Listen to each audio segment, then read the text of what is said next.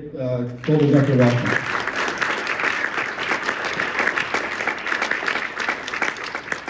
Good morning, everyone. Really excited to be here. I was so excited, I tried to get here at 7:45 with the Dr. staff, so I said, please don't do that. We're not going to be open for a long time.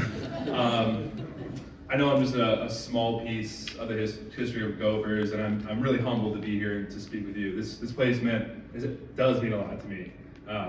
Sorry, it's been a long time, so I'm really happy to be here. For those of you who don't know me, again, Elliott Eliason. I played a long time with the Gophers.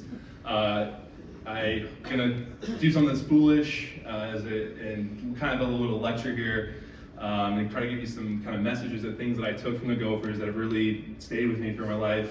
I'm also hopefully get some laughs out of things. The only bad thing about Nebraskans' jokes, they're corny. Sorry. But a little about me. I actually was not born in Nebraska. I was born in a very, very small town in South Dakota called Meadow. There are more people, there's probably twice as many people here today than there were in Meadow. There's 30 people. So my family, when I was 3 years old, said, hey, we gotta go to the big city to get an opportunity. We moved to Chadron, Nebraska, of all 5,000 people. So, big move there. I was very fortunate and blessed when I was growing up to be around athletics all the time. My father played college football. My mother played college volleyball and basketball. I have two uncles who coached basketball and also coached football. One of them is actually out here in the Minnesota Hall of Fame, Dell Elston.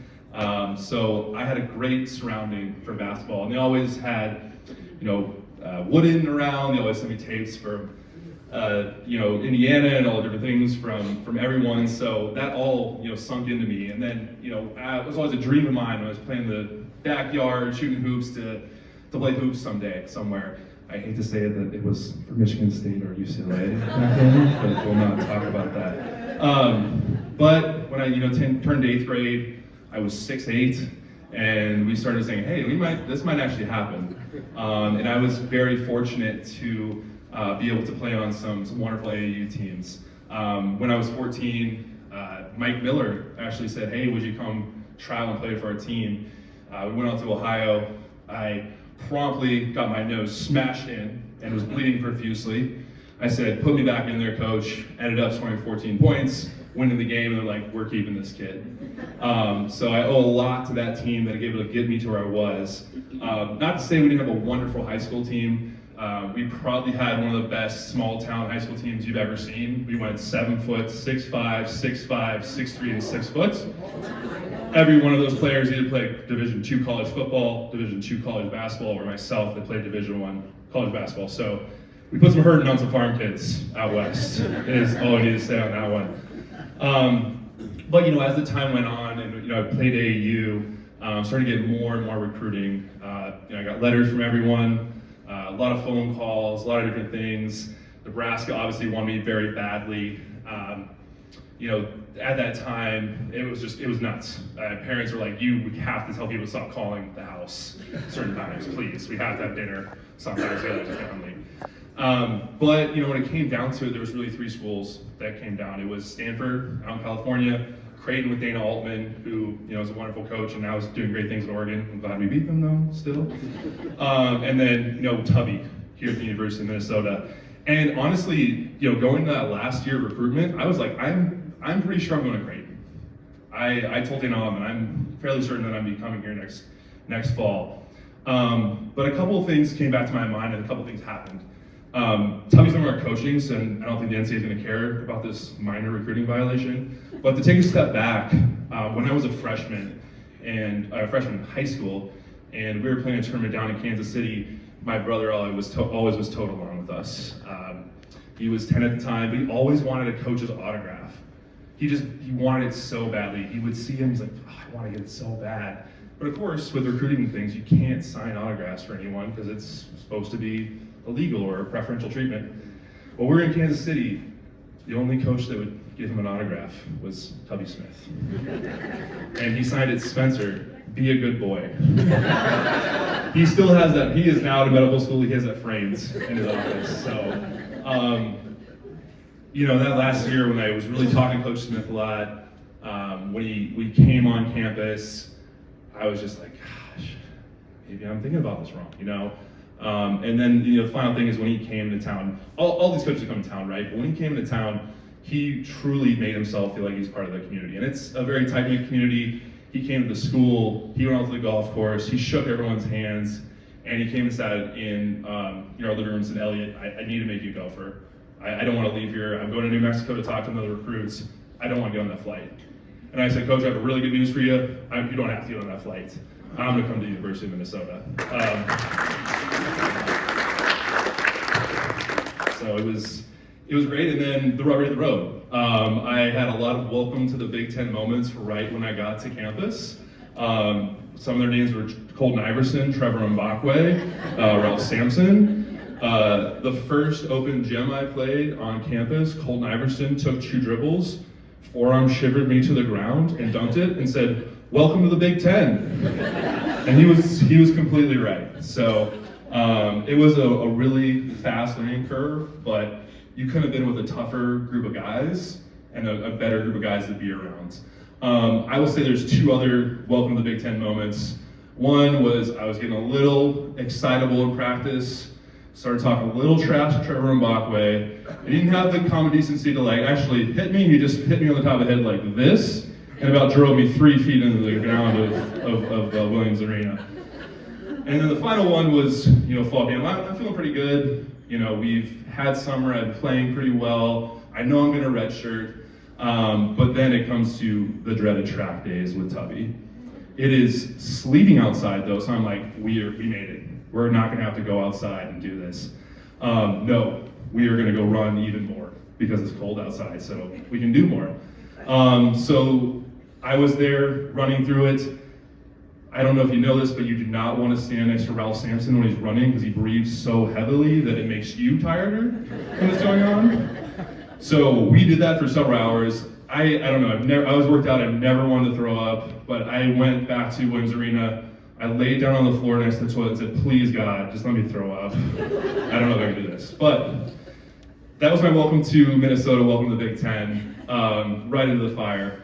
But then, I was a redshirt, but I was really privileged that I actually got to fly with the team.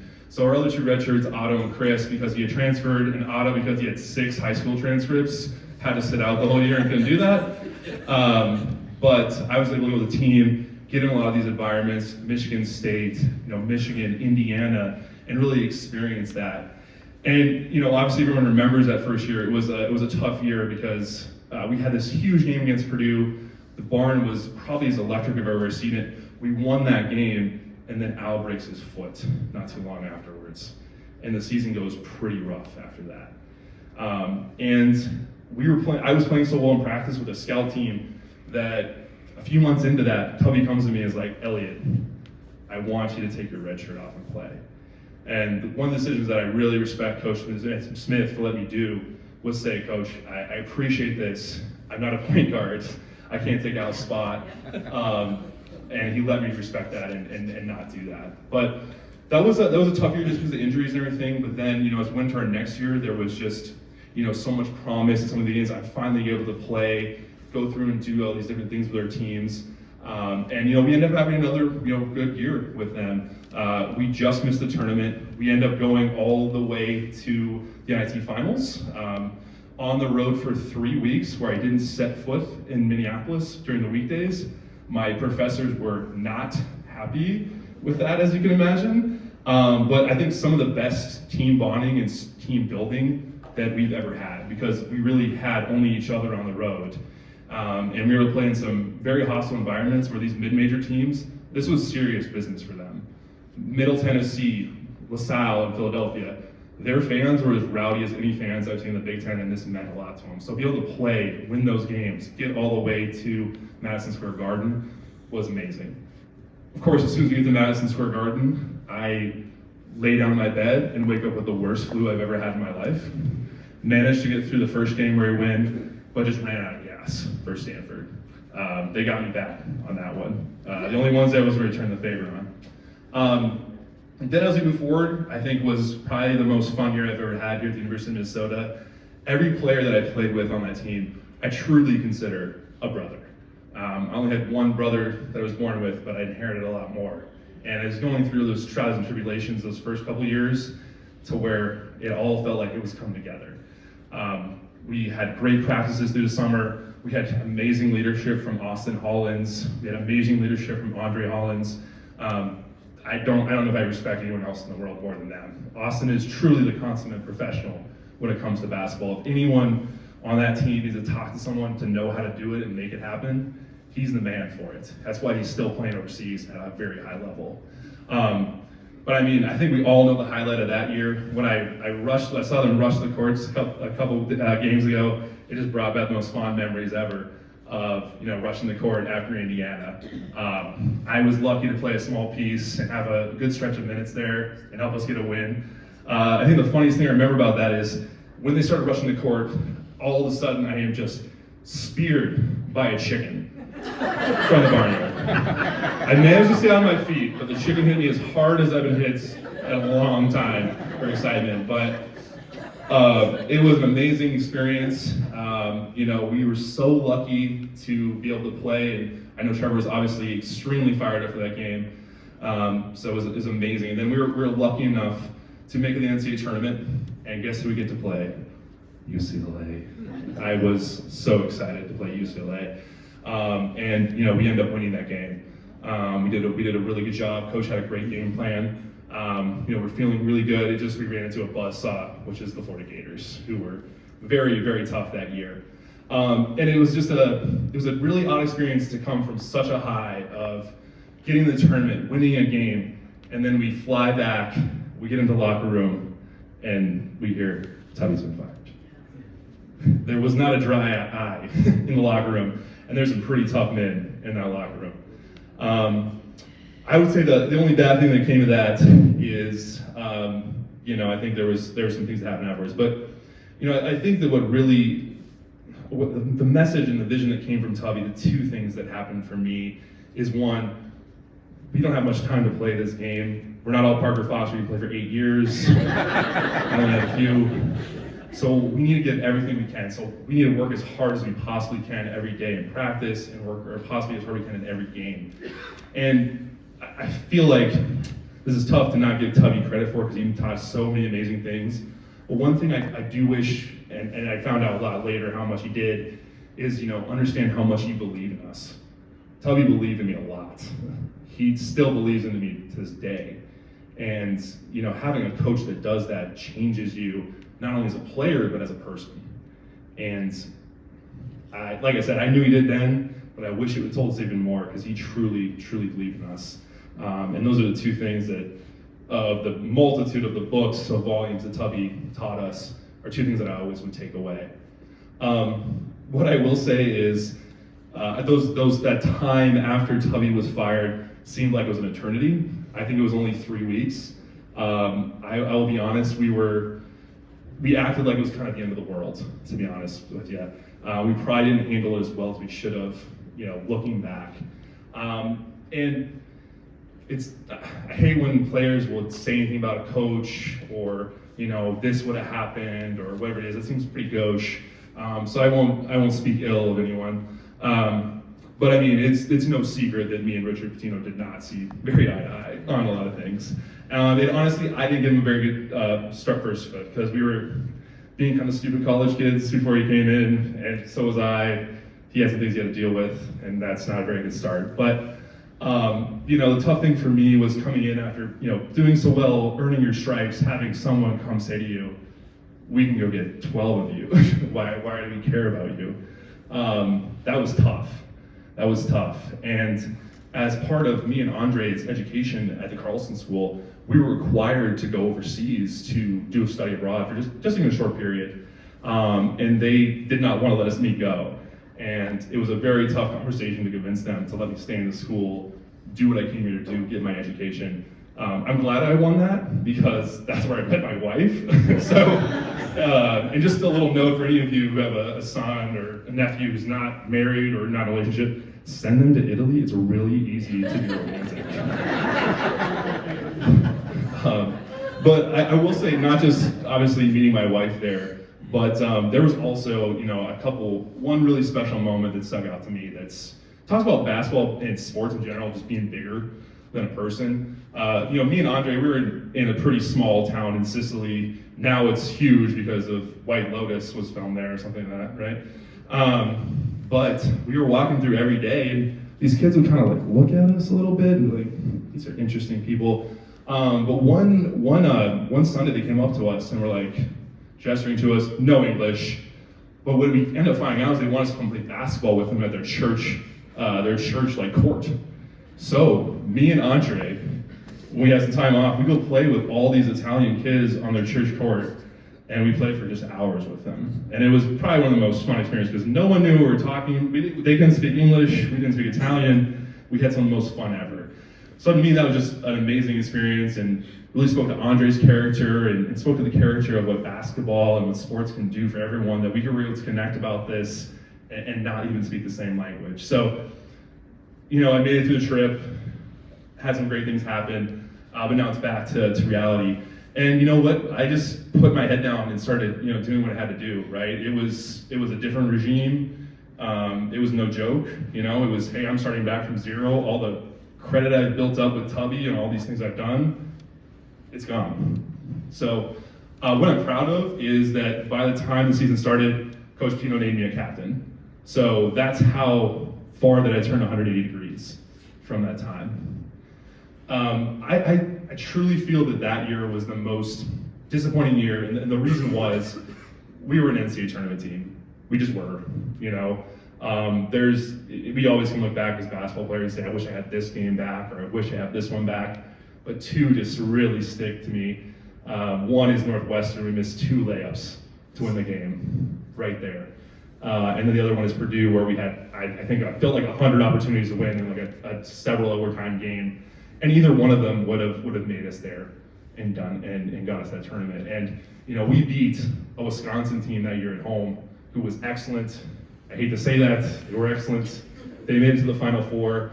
We could have made some things. So again, can't live in the past, but I really wish we had one of those games back, because I think that would have changed the narrative of what that team. We still, obviously we're the #1 seed in the NIT. We dominated at home when we had games. We did great. We won 4 of them. Just happens to be that I sprained my ankle terribly against St. Mary's. So when we go to New York, I can't walk. I tried everything I could do in that championship game to play. I went out there, played for one play, just folded like a folding chair when I tried to go get a rebound. But I'm really proud of those guys, because SMU was a really good team too. They definitely deserved to be in the NCAA tournament as well, and they knew it. Obviously, you're playing against Larry Brown, who is an excellent coach. I couldn't have been prouder of them. I mean, they went through adversity, and we went through and we got it. So it was amazing. It was amazing. So I knew after that year, though, that things were about to get a little rocky for me with some conversation with the coaches. But I do want to stop, and not just because of the coach now. I do want to mention that out of all the staff on there, even though he didn't work with me, Coach Johnson was always there. And again, I'm not just saying that because he's the coach. He was someone when he came in, even though he wasn't the position coach for me, he's like, Elliott, how can I help you get better? My door's always open. Let's watch film. Let's make sure you improve. He always had something positive to come with, and that's why I was happy when he got the job here, because he truly was a light in which this next year was very rough for me, both basketball-wise and personally. I came in, I didn't get made a captain, which is pretty odd for someone to be a captain as a junior and not go through and be a captain as a senior.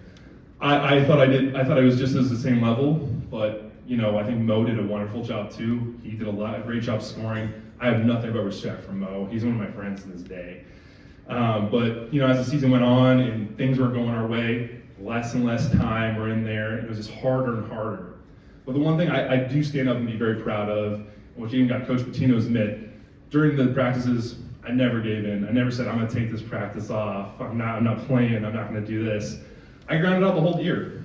I finally got my last points against Penn State on senior day, which was really special to actually be able to get there and do that. It was a tough last year just because of what happened on those ones, and it's not, keeping that momentum going forward to be a tournament team, or at least be in the NIT to still compete in the postseason. But it was what it is. And then, The unfortunate thing for me is that there was just, in the spring, just a really, really tough personal tragedy that affected someone that I had been close with, that happened at the U. I won't say too much about it, just out of respect for them, but it was just a whammy of a really tough season, tragedy striking, and then when I'm getting ready to maybe play professionally, break my foot. I break my foot in a scrimmage, and it's one of those things for big guys. They're just tough to heal. So I was fortunate enough that I got a try for the Timberwolves. Really, really bad tryout, to be quite honest with you guys. I don't think Flip was too impressed. So, but even with all that, even with all the trials and tribulations that happened during that time, I was able to go play overseas for about a year and a half in Germany, and then I played a little bit in Latvia as well. But at the time in Latvia, I was feeling a little odd in my foot again. I was feeling pretty down mentally. And then, I stopped playing, I get back and I go to my doctor and he's like, Elliott, this is the first year medical student breaking your foot. You've been playing on a broken foot for a year, which is pretty rough. So coming back, I came back to have 2 surgeries on my foot and sit in my basement in Chatham, Nebraska. And I have to admit, honestly, I was angry. I was angry at a lot of things. And it wasn't in a very good place. I healed up and I said, hey, I'm gonna put this Carlson degree to work, which I did. I got a really good job on Denver, but even then I was mad. I was really mad, and I didn't feel very good about myself. But I was actually really lucky. I have one of our managers, Aaron Katsuma. He was working for Colorado State, as well as Coach Thorson was. And I said, I just need an outlet. I want to go. Can I just come do your camp? I don't know if I have any expectations to do it, but I just want something to do. And I went through and did that, and I had probably one of the most wonderful experiences I ever had in my life.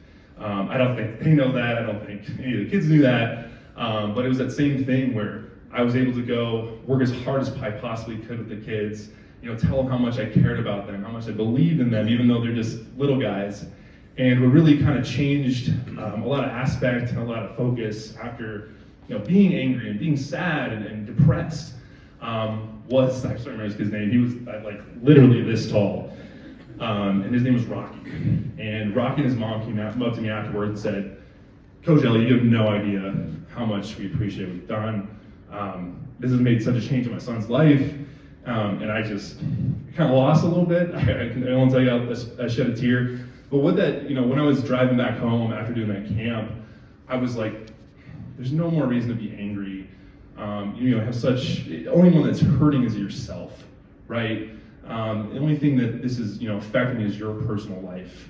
I looked back and thought about Coach Wooden and what he would say on things. It's like the past you can't change. You can't go back and change it.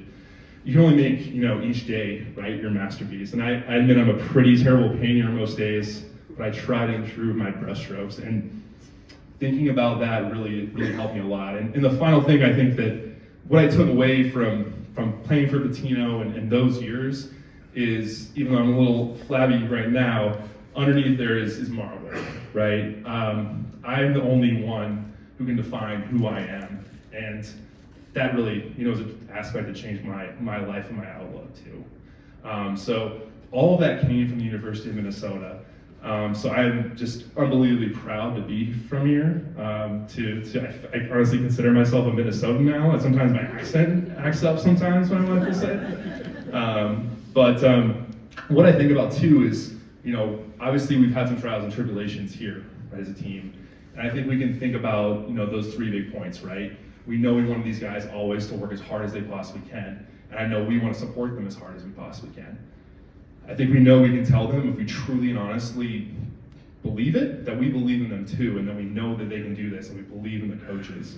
And finally, I think this is the most important one, is I feel like so many times we're defined by our competition and newspapers and media saying the Gophers are this and that. But really, I truly think that we have an opportunity with all these changes to truly define who the University of Minnesota is and what is our basketball program. I know how awesome this place can be. I lived through it. I lived through the Rock in the Barn. I still get goosebumps when I think about it. So I really hope we can continue to do that. And again, I'm just really honored to be here. really honored that you'd spend some time with me and listen to my story, and I'd love to answer some questions for you.